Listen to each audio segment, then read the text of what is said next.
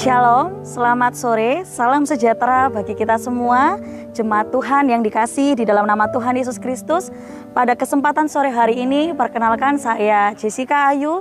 Kita akan mau sama-sama belajar dalam katekismus pertanyaan yang ke-73, yaitu dengan bunyi pertanyaan, apa bunyi perintah yang keempat? Untuk jawabannya adalah bunyi perintah yang keempat dalam 10 perintah Allah, yaitu jangan mencuri, yang ada di dalam kitab Keluaran 20 ayat yang ke-15.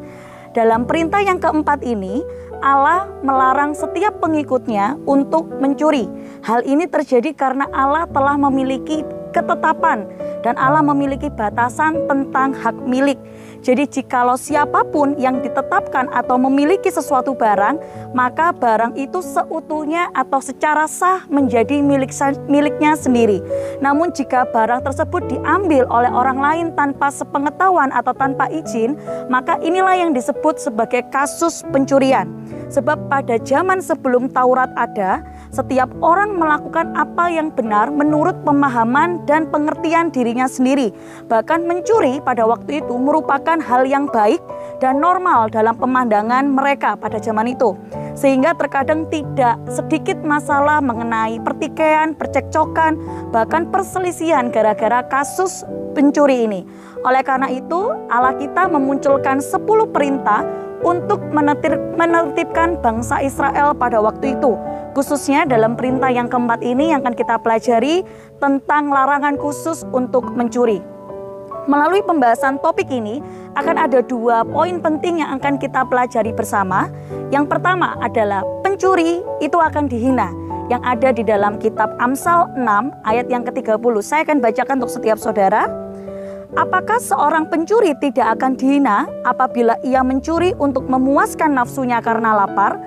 Ayat ini jelas mengajarkan bahwa tidak mungkin seorang pencuri tidak akan dihina, atau juga tidak mungkin seorang pencuri itu tidak akan diadili.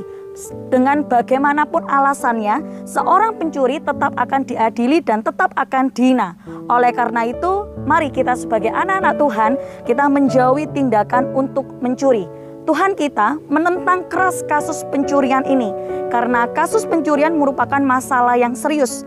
Karena jikalau pencurian ini menjadi legal di dalam Alkitab, maka akan banyak meresahkan masyarakat dan timbul komunisme di mana-mana yang akan memeras orang lain demi orang lain.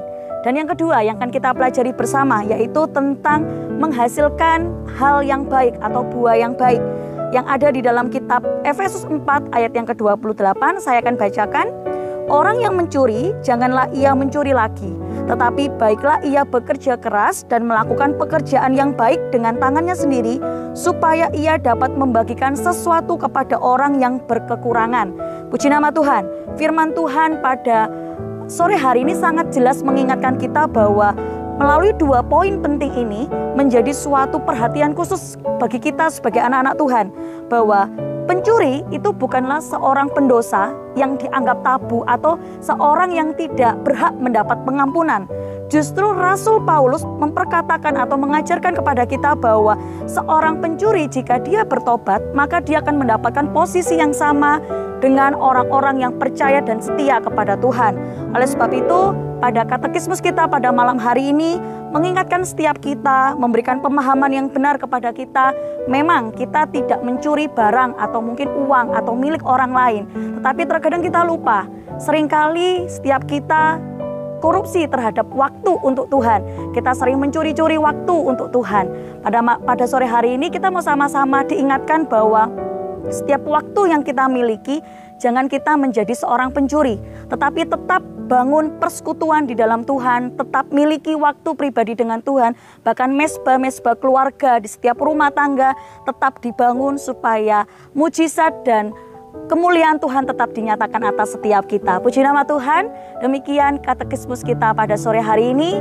Kiranya boleh memberkati saya dan saudara di rumah. Terima kasih, Tuhan Yesus memberkati.